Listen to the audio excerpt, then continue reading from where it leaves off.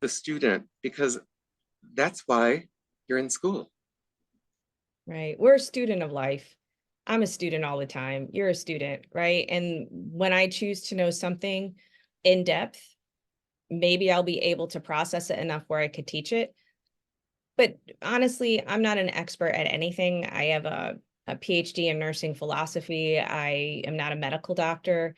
I feel that I've researched a lot about resiliency, especially the population is in the newly licensed graduate nurse.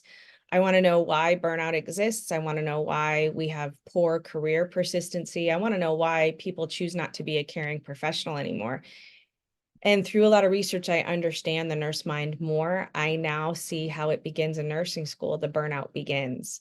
Um, it's really hard to start this profession as a young person because you want to think the best of people when we see them at their ultimate worst.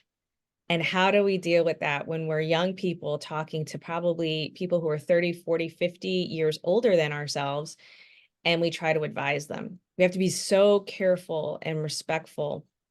And ultimately, you had said this before today, we really do have to meet them in the middle. Sometimes they won't be conscious to ask all these, like conscious of the situation, to ask these in-depth questions that may matter to them. And they walk away from the appointment like, oh, well, I got 5 more pills to take and I can't have salt. That is not a great existence. We have to figure out with them where's the middle, right? Always walk the middle path. And you're not good, you're not bad. You have choices, like you said. And I think that's a new care. I think that's a different type of care theory because sometimes people don't want to be at their best health. Like I Well, said, people want to live in their dysfunction and that makes them happy.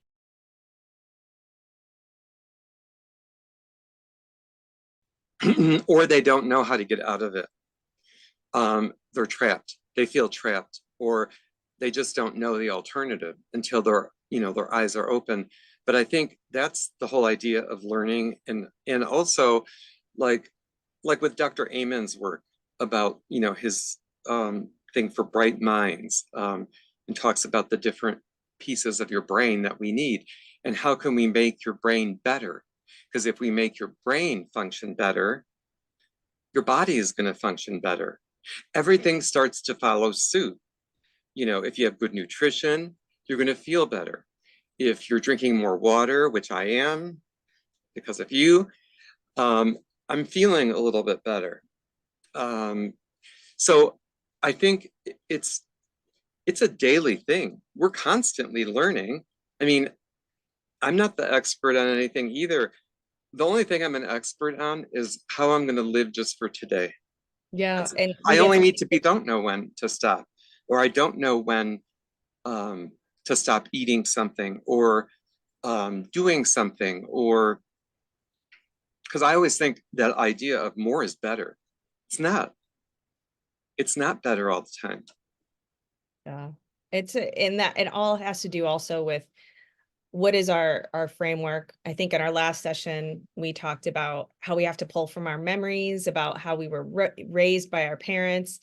And my parents had a scarcity mindset where, you had your pantry full of things because you're always worried about not having enough food, right? And so you overbuy, even though you don't need it.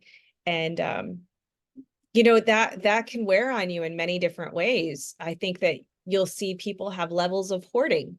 There's extremes, of course, right? But there's also waste in that. Yeah. If you're not dedicated to using that storage, and if you're not planning and you're living a life on the go, it really doesn't make sense to have that money put into just food that's sitting there. But the scarcity mindset, I think, is pervasive among a lot of Americans today. Um, but it also means that we're somewhat prepared for emergencies. We've just come out of COVID. So I think choose your hard. What is it that you focus on, and how can you not make it an obsession, but maybe a healthier moderation? Does that make sense? Yeah. Yeah. No, that's very good. I think so then the other part of it is talking about, oh, it says I'm running out of time. So my time is waning. on my in my meeting here. So, which means I have to go to another meeting. So anyway, I have really enjoyed talking with you, Dr. Concilio, today. And Thanks, Anthony. Thank you for having me. I really appreciate the chance to explore um, our habits, also our intuition, our wisdom, and caring. Hopefully, again, we'll talk again, and I hope to really understand how we could be more competency-based, focused, and how we teach new nursing students and in the medical profession. It's always wonderful to understand our audience first. well, and like the next thing is about collaboration. So that's what we're going to talk about.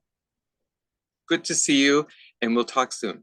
All right, thanks. Thank you. Thanks so Bye. much. Bye Thanks, bye. everybody.